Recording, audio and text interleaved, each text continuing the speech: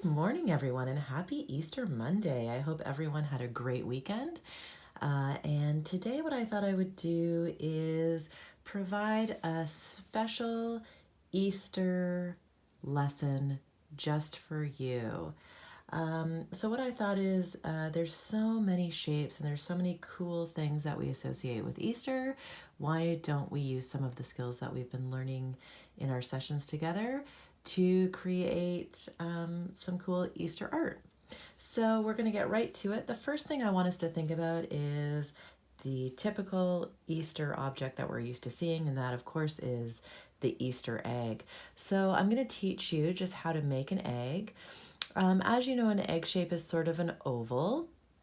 You can kind of try and freehand this if you want, but really as you start drawing, you'll realize that a lot of the times we can use very basic shapes, put them together, and then outline them with a contour line, and that can actually give us a better shape. So what I'm going to do for our egg is I'm going to draw a large circle. I'm just doing the air circles, and you guys, we've talked about that in previous lessons, how to do those. And then what I'm going to do is draw a smaller circle on top, almost like a snowman. And then what I can do is I can kind of visually see this is going to give me my oval egg shape. And what I'm going to do is I'm just going to draw a line, and again, nice and lightly, connecting those both up. And that gives me a nice oval egg shape without having to freehand it, without having to guess. And then all I do is I've drawn nice and lightly. I haven't put a lot of pressure on my pencil. And then what I can do is I can just erase the insides.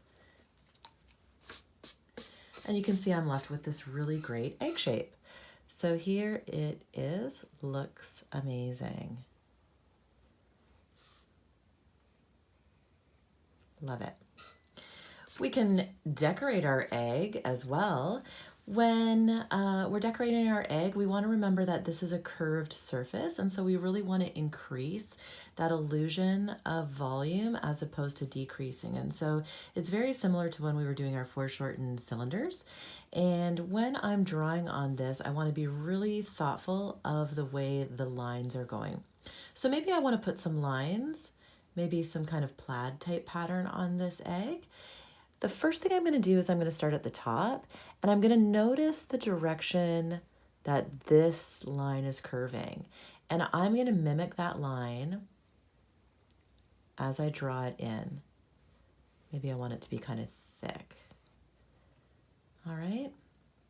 As I come to this side, I know that my egg is circular, so it's rounded as it goes across the surface. And so my next line, I'm actually going to draw out the other way, mimicking this line.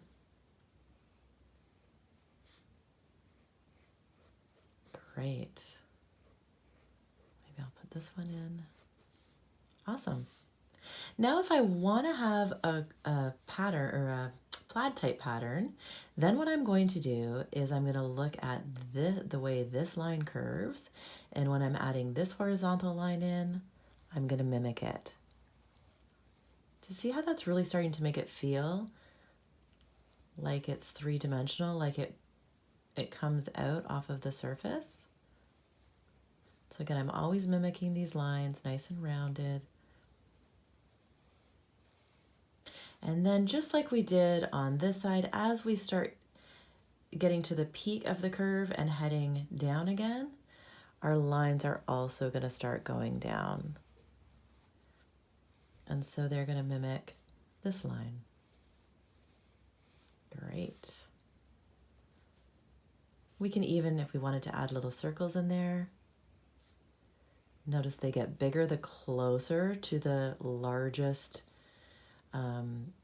circumference of the egg, and then smaller.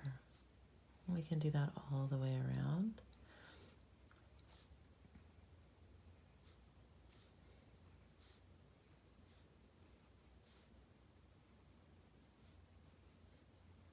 Great, so there's one egg. But we know eggs wobble around a little bit. Sometimes they lean on their side. And so if we wanted to draw a second egg, remember we're going to draw our first circle, which is sort of the big one. Then whatever way we want our egg leaning, we're going to draw the second circle. So I want mine leaning kind of on its side this way. And so I'm going to draw my second circle, smaller circle, the way that I want that oval to be facing. And then again, I do the exact same thing as we did before. I join up these two shapes, almost like I was putting an elastic band around them, so they're gears. Perfect. That gives me a nice egg shape.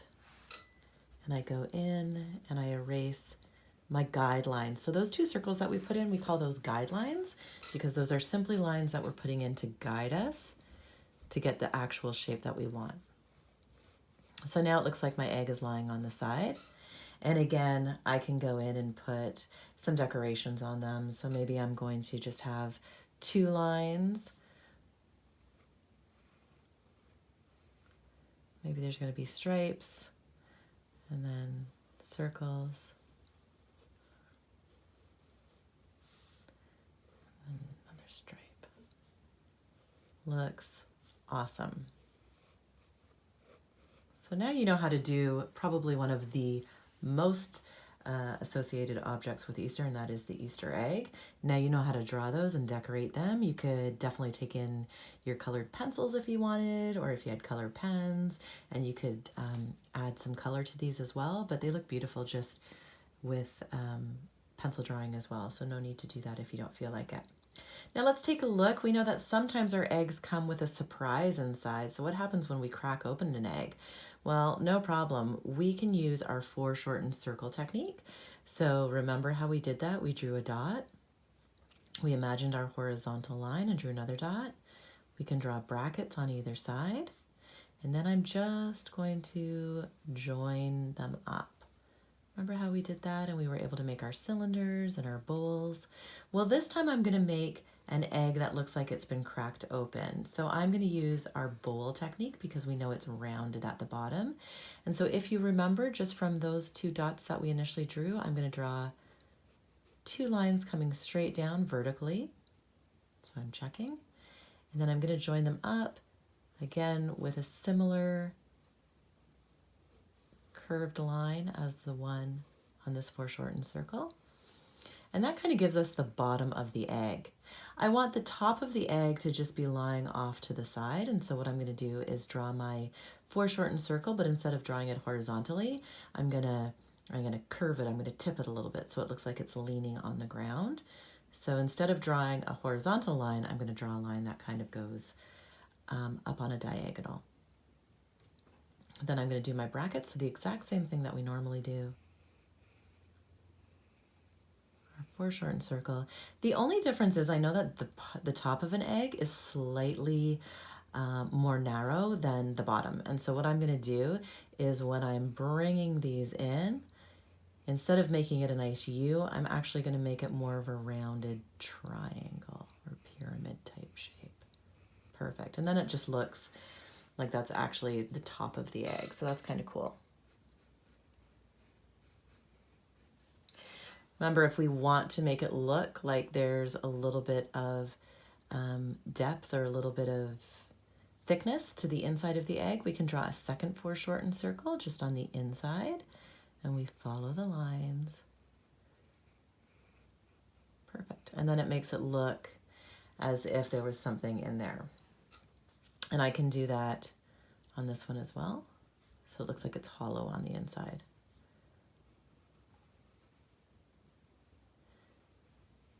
And of course, we know that generally when our eggs crack, they're not perfectly even like this. So unless you've done something special to make it a nice smooth line, usually they're a little jaggedy. And so what we can do is just put those jags in. So I'm just going from one dot to the other and I'm just freehanding and I'm kind of following the line a little bit. And then I'm going to do the same on the other side. Whoops. Just want to make sure that it always meets at those two. And then I can do the same thing here. So I want to kind of imitate what I've done to make it look like it's actually the top of this egg. So I'm really just drawing little triangles kind of. And then what I can do is I can erase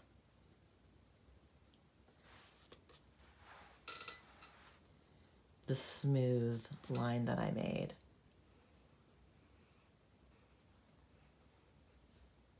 So now it actually looks like we have cracked open our egg. And I'm going to erase this section too.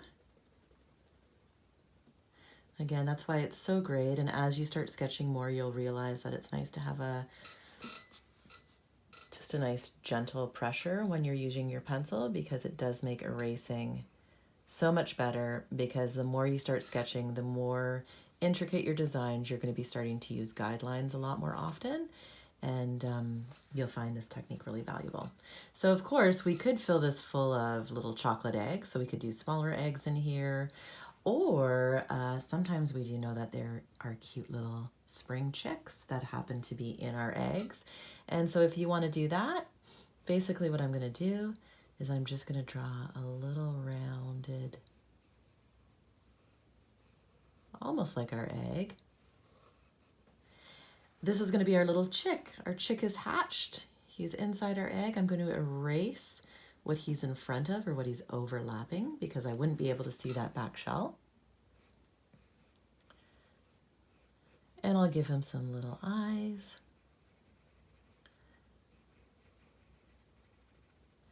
And a little triangle nose, maybe some wings.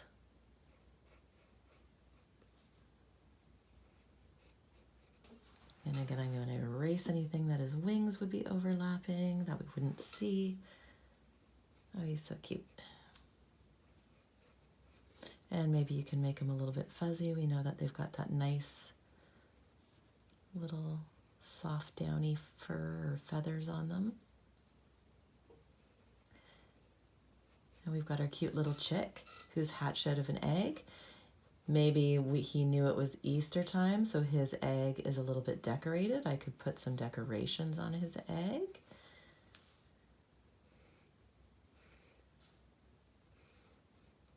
You can see I'm following the curves. So I'm mimicking the curves. And I'm going to do the same up here. So I'm mimicking this line. I mimicked this line. Now I'm going to mimic this one. Perfect. How cute is that? The next thing I'm going to show you is, of course, when you have eggs, and some of you probably did a big Easter egg hunt at some point this weekend, you probably had your Easter basket. Our Easter basket is a perfect opportunity to practice our foreshortened circles as well, and to practice our bowl type shapes, and to make a really cool composition from using techniques that we have learned in previous lessons. So here I'm going to make a fairly large circle. I'm going to turn this into an Easter basket, and I want it big enough that maybe I can add some decorations or put some eggs or maybe a little chick or whatever into it. So I'm going to start with my foreshortened circle. So a dot, horizontally go across, put in our other dot, bracket, join it up with a nice curved line up top and a nice curved line at the bottom. Very good. I definitely want my basket to be a bowl. It's not a cylinder, although it could be if you were maybe using a bucket, which some people do. So if you're using a bucket, you could come down, and I would put these in as opposed to going straight. A bucket usually is a little bit tilted in. And the key here for a bucket, do you remember what we need to do when we're doing a cylinder or anything like that? Instead of a straight line, you would join it up with this rounded line. And it's going to give you a really cool bucket shape. So that's really cool. Then you could put a handle on it.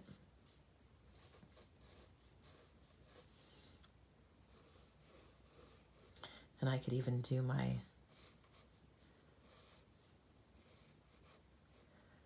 could do a little foreshortened handle on it. So that's kind of a cool bucket if you wanted to do that. I wasn't planning on doing a bucket, but I do like the way that looks. So that's one option we could do. We could do our bucket. Or maybe you want to go a little bit more traditional with our Easter basket. In that case, instead of doing our 2 lines with a flatter bottom, we would actually do more of our bowl type technique.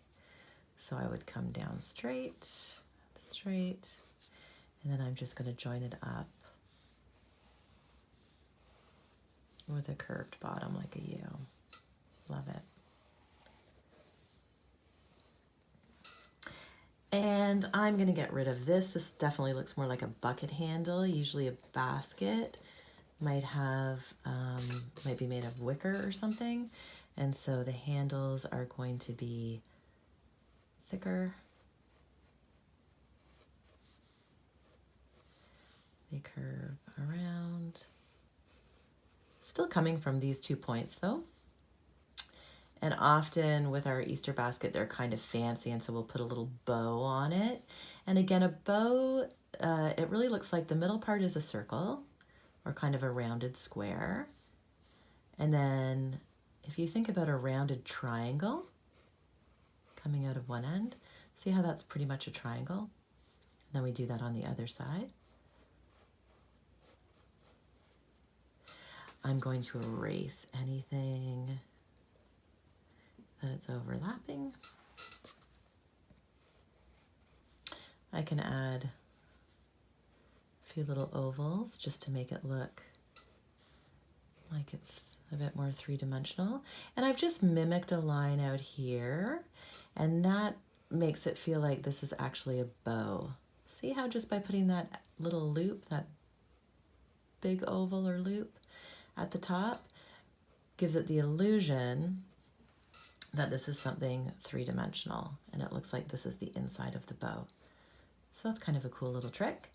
And then we know that our bowl definitely has some thickness to it. Sorry, our basket, not our bowl. And so I'm going to draw my second foreshortened circle bracket. I'm going to join it up. I'm just going to follow the initial line that we did all the way around. I'm going to do the same thing at the front.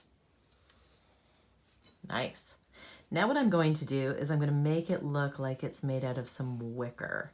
So what we're going to do, if you know about the wicker, you know how it's the different kind of woven fabric or woven materials to create that look. And so what I'm going to do is I'm just going to remember to curve my lines following the curve of my initial foreshortened circle. I'm going to do that all the way down. Very good. Then I'm going to do the same thing going down, and I'm going to follow the curve on my left as I'm on the left side. Depending on how thick you want your weave would depend on how many of these vertical lines you're going to put in. As I get closer to the middle of my bowl and things start switching the other way, I'm going to draw my lines in this way. So once we get to the very top, very front of the curve, that's when we switch directions. And sometimes the one right in the middle, if you do have a line, it can actually go straight up and down. And then that makes your brain think, oh, okay, that's the very front of the basket. And your brain realizes, and now it's going the opposite direction. So see how just by following the curve, depending on what side you're on, and putting a straight one down the middle, if you have a piece there, can really, again, emphasize the illusion of depth and 3-dimensionality of this basket. Now, obviously, you could do the same thing on the inside to create the look and make it visually look like there's some depth inside, but probably you might want to fill it full of some Easter goodies. So at this point, you could think about putting in your eggs. So again, the big circle, the small circle, and then joining them up. And my eggs could be, you know, when we're collecting Easter eggs, we don't put them all in so that they're sitting the same way. We have them kind of all over the place because it's a hunt and we want to be fast. And so yours might be like that too. So feel free when you're putting your eggs in to have them going in different directions. Again, variety really does make your drawings look more interesting anyways. So there's a lot of value in having your objects going different ways and, you know, having a lot of variety. So don't be afraid to do that. And don't be afraid if you want this one, all of a sudden I want this one to be more forward than the one I previously did. I'm just going to draw right over it. I'm using nice soft lines, and so it's very simple for me to erase eventually. And so I'm just filling my Easter basket full. I'm not going to do the whole thing because you get the idea. Then what you're going to do is you're just going to erase those awesome guidelines that you used because they served their purpose. You have your eggs the way you like. Anything that got erased, I'll just lightly put in again. Oh, this looks so great. It's making me feel like the Easter egg hunt all over again. Some of you may even have your Easter baskets full of Easter eggs already, and so you can actually use that as a visual reference if you want, instead of just making it out of your mind. Sometimes we put a little Easter grass in, so what I'm doing is I'm just making kind of curved lines, and I'm having them start at the inside, so in behind the second foreshortened circle. Here's the first one we did, here's the second, and I'm just having them come out. And again, it's very much like the curve of our basket. The further away, the more curved, the closer to the front, the less curved. And then as we switch directions, it comes out on the other side. Okay, and I would put more eggs in here, or maybe I'm not done my hunt, and so I'm just going to put in the weaving. Again, I'm following the line of my foreshortened circle. Great. This looks fantastic. Then the last thing I probably would do is I'd turn this into sort of a weave as well. Usually baskets have a bit of a woven handle. And so all I'm doing is kind of rounded rectangles. And that's giving the illusion that it's kind of a woven handle. You'll notice I use the initial handle that I had for my pail, and when I drew this in initially, as my guideline. And so at this point, if you wanted, you could just go in and erase that guideline because you don't need it anymore. There. If I wanted to make it look like it was sitting somewhere, I can just put a horizon line in. So again, you want your horizon line to intersect somewhere with the basket. You don't, a lot of people when they first start out, they'll be putting a line like this. It just looks like their basket is, it doesn't look very realistic. It looks like it's teetering on something. And so what you want to do is not use that as your tabletop or the ground. You actually want your horizon line to be in behind it somewhere. And again, wherever I draw it, I just imagine it coming out the other end, and then I fill in on the other side. So that visually my eye, when I'm looking at it, my brain fills in this empty space and realizes, oh, okay, this is the ground. This is all one section. If you feel comfortable with shading, you can go in and start doing some shading. To make this look more three-dimensional. You could also go in and put some decorations on your eggs. You could color them up. You could do all sorts of fun things. You could have a few eggs lying in the front, or a little basket full of chicks coming out. Whatever you want to do, now you have some skills and techniques to do that. So if you're feeling sort of inspired, then what I would encourage you to do is to flip to a fresh new page, use some of the techniques that we've learned today and some of the ones that you've learned in previous lessons, and maybe compose a really great Easter composition to celebrate this amazing weekend that we've had and this special Easter Monday that we're celebrating today. I hope you enjoy this. Looking forward to drawing with you in the future. Have a great day.